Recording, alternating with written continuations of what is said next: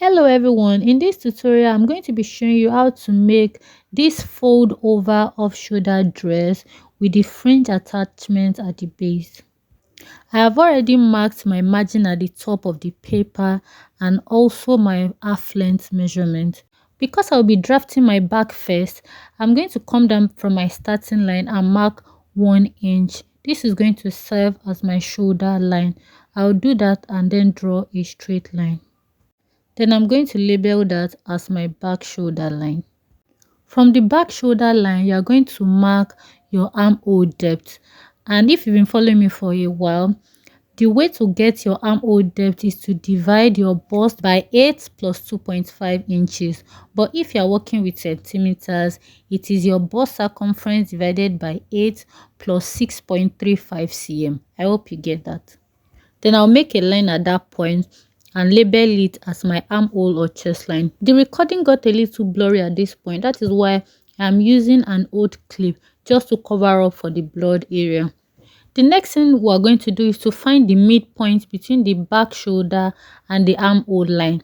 This line is going to serve as the across back line. What I'm doing here is to draw out a 1 inch margin that is going to serve as my zipper allowance. On the shoulder line, you are going to mark half of your shoulder measurement. Then whatever the measurement on your shoulder is, you are going to subtract 0.25 from that and mark it on your across back measurement.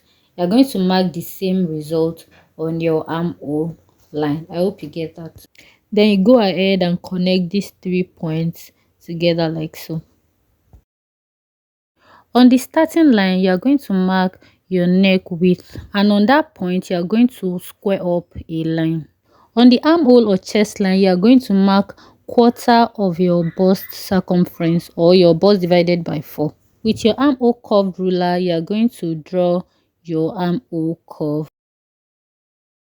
From the line that goes upward at the neck width, you are going to mark upwards 0.5 inches and draw out your neck curve. Then I'll connect my neck width to my shoulder point. On my waistline, I'm going to mark a quarter of my waist circumference, and I'm going to connect that to the point where I marked a quarter of my bust measurement. Now we're going to move on to the lower part of our dress. And I've gone ahead to mark my hip line and also the length of my skirt.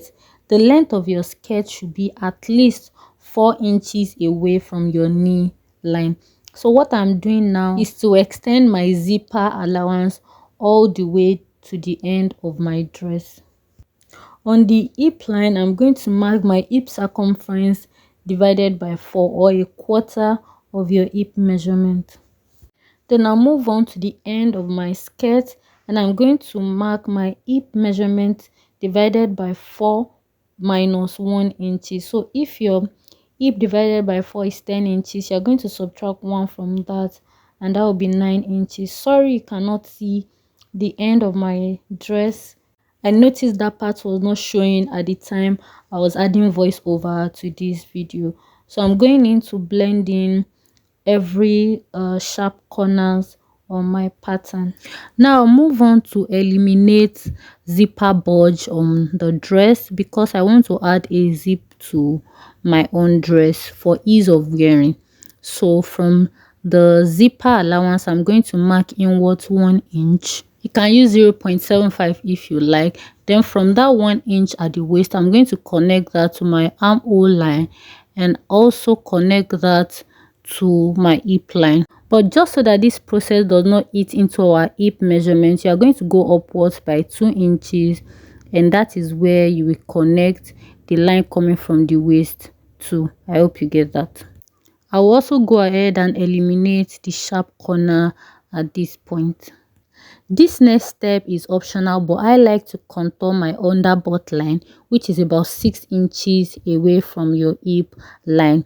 And what I'm going to do is to mark 1 inch below my hip line, just so that I don't eat into my hip measurement. And from my zipper allowance on the underbutt, I'm going to mark inwards 1 inch. And with my curved ruler, notice how I am placing my curved ruler. The slimmer side is facing upwards. I'm going to draw a curved line, then I'll turn it upside down, turn my curved ruler upside down, and then draw out another curve to touch the end of my skirt. Sorry, I mean my dress. And this way we've been able to contour our butt area. Like I said, it is very optional, but it gives like a nice result, especially if you're going to be adding a zipper to your dress. So what I'm doing is just to blend in the sharp corners. I have a separate video on butt contouring, so if you are interested in understanding butt contouring in details, I'm going to leave a link to that video in the description. You can check it out. At this point, I'm going to cut out my pattern. One thing you will notice is that I didn't add sewing allowances to my pattern, and that is because I'm working with a stretchy fabric. If you are working with a stretchy fabric as well, I mean really stretchy fabric, you might not need to add any sewing allowances. When you are sewing, you just sew by 0.5 inch or 1.27 cm if you are working with centimeters. But if you are working with a non-stretchy fabric, please feel free to add as much allowance as you want. The only place I'm adding allowance now is on my armhole area. I've gone ahead to cut out my back pattern, and then we'll move ahead to the front. Because the front half length is usually longer than the back half length, I'm going to mark the distance between my armhole and my waistline, and I'm going to note that down. We're going to need it for the front. I have drawn out my starting line and also my half length line, and I'm going to continue the rest of the pattern from there. From the start line, I'm going to mark my bust point. If you don't have it measured on your client, I'm going to drop like a guide on the screen right now.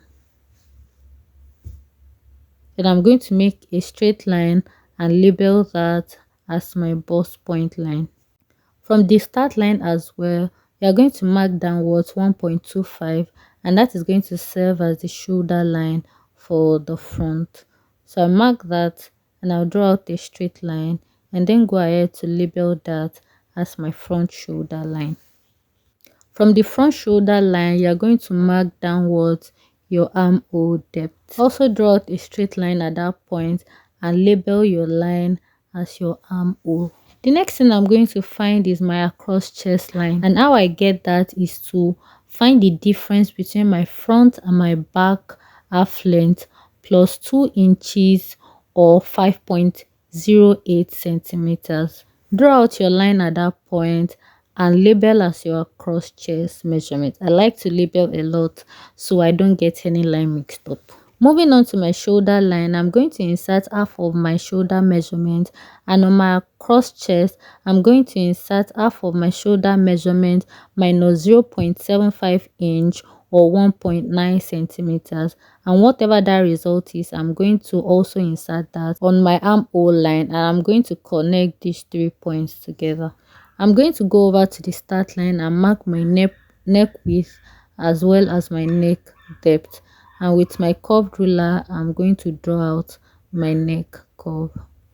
Thereafter, I will connect my neck width to my shoulder point. Because we are working with an off-shoulder dress, you will not need this sewing allowance at the shoulder, but I still added it anyways, but can't skip it. On the armhole line, I'm going to insert a quarter of my bust measurement. On the waistline, I'm also going to insert a quarter of my waist measurement. Then I'm going to connect the waist to my bust. With my armhole curved ruler, I'm also going to draw out my armhole curve. Then I'm adding my sewing allowance to my armhole like we did for the back. If you're working with a stretchy fabric, you do not need to add any sewing allowance to the side of your pattern. But if not, if you're working with a non-stretchy fabric, please add your sewing allowances. Remember, we measured the distance between the armhole line and the waistline of our back pattern. You are going to do the same in the front, and you are going to find the difference between that line on the front and the back, and you are going to insert that difference from your bust point like I just did. Then on the bust point line, you are going to mark your nipple to nipple measurement, and away from that point you mark another 1 inch. Then you connect from that 1 inch to that point we made at the side. This then will serve as your side dart. We're going to open up our pattern so that we can work on the waist to the hem of the dress. From the waistline, you're going to mark downwards your hip line. Draw out a straight line and then label that as your hip line. Then you're going to mark downwards the length of your dress. Like I said, it should be at least 4 inches away from your knee line. You can also measure it on yourself or anybody you're making it for to be sure of how high or how low they want the dress to be before the fringe will be added. For me, I am not marking any line there because I'm going to use the remaining paper as the length of my dress. Now on the hip line, I'm going to mark my hip circumference divided by 4, and on the hem of my dress, I'm going to mark my hip circumference divided by 4 minus 1 inch or 2.54 centimeters. And what I'm doing here is to connect my waist to my hip and my hip to the end of my dress, and I'm also blending in every sharp corner. I noticed this line was wobbly, and what I'm doing is just to redraw that line just to achieve like a smooth line. What I'm doing here is to blend in my side dart, and I'll pinch that area like so. Just watch what I'm doing. I'm going to pinch that line and fold it over to meet my bust point line. You might not get it at once, just take your time and fold it properly. And when you have achieved like a smooth fold, you are going to redraw the line that comes from the armhole down to the waistline. We were taught to use tracing wheel at this point, but I'm skipping that process and I'm blending in the sharp corner at the waistline. And with my paper folded like that, I'm going to cut out this side. So this way I skip having to use tracing wheel and all of that process. I'll go ahead and cut my pattern at the side and show you what my side dart looks like.